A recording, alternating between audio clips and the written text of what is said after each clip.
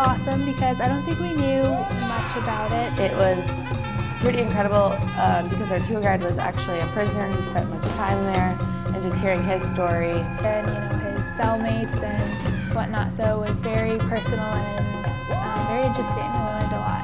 Seeing him get emotional and seeing him being able to emotionally overcome what had happened to him there, and to revisit the places where he had spent time was really powerful.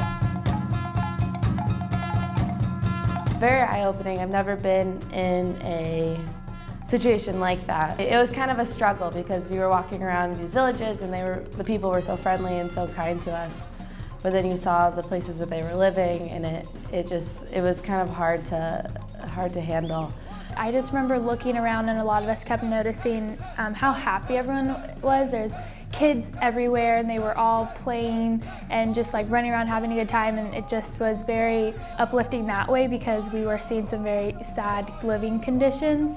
They were very proud, the things that they were doing when we went into the city center, and we learned about the music that they were being taught and how to make the different cups and just pottery. And that was very cool because they all seemed very proud of themselves, and it was really awesome to see a piece of their culture and that they were happy to show us. And then when we held the clinic at LANGA, and that was really cool. We got to hang out with the kids, and they had an amazing field hockey field, so it was just cool to see how the sport is universal and how sports have no boundaries in that sense. Our trip to LANGA Township impacted me the most, just in terms of being in proximity to such poverty, but also with such optimism and energy. The whole experience was really powerful and something I'll never forget. God bless.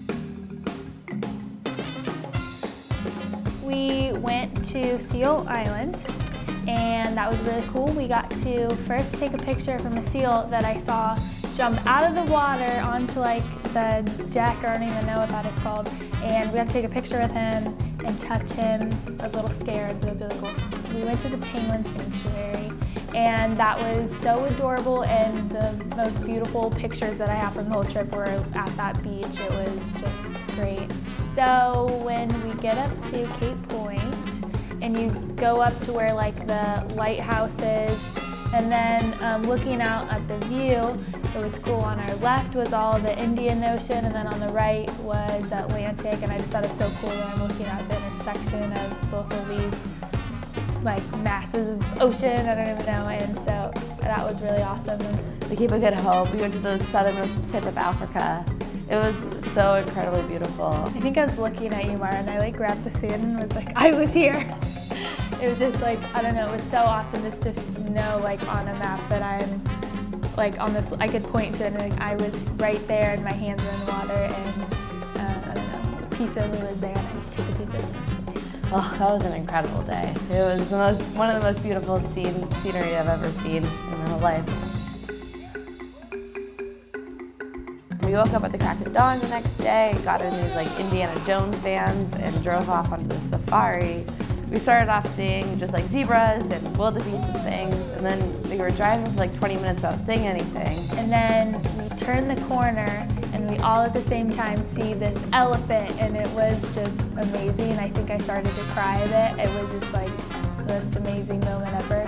And that was the moment that happened, and I was well, we're wild. I still feel it. I get goosebumps when I think about it. I'm so happy I saw the elephant. It was probably one of the best things that I did, or best things that I saw while I was there, experienced.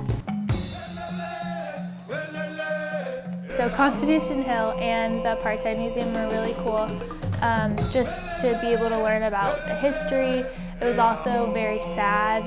I didn't know a lot of the history, so some of it was really shocking. We got to watch some videos and hear personal stories through our tour guide at the Constitution Hill, and it was very upsetting, but it was cool to see now that the country is so hopeful. And at Constitution Hill we saw the Supreme Court room, and the architecture was just amazing. Everything meant something, and the bigger picture is all that it's hope. We know our past, and now we're moving forward.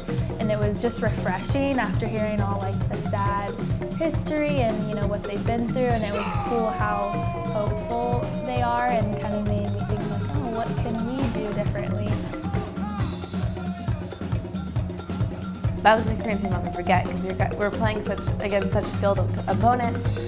Like I was dragged to like young girls that are going to be playing in the Olympics, so that was just a really incredible experience for all of us, I think, and we got to see like the different styles of the game and different ways people use their skills around the world. If we can hang with these teams, like, it's going to help us in the season when we're feeling like we're slacking against other teams, like, hey, just remember we can do this. It'll change how I currently play the game. I think our team is closer than ever before. Being grateful that I got here because of field hockey, because of Berkeley. My university let us go to another country and play, and not only play but tour and see these really amazing and awesome things. The most valuable thing was really just the appreciation that I got from just the attitudes everybody has. Like I said before, everyone's so hopeful and so welcoming, and they're not resentful. Really, I didn't get that resentful feeling from like their past. Through just the history and just everything that I learned. The world's a huge place, and to just be able to like immerse yourself in another culture for a little bit in terms of field hockey or history or just like socially, I think was really powerful, and it changes you whenever you go somewhere else. Yes!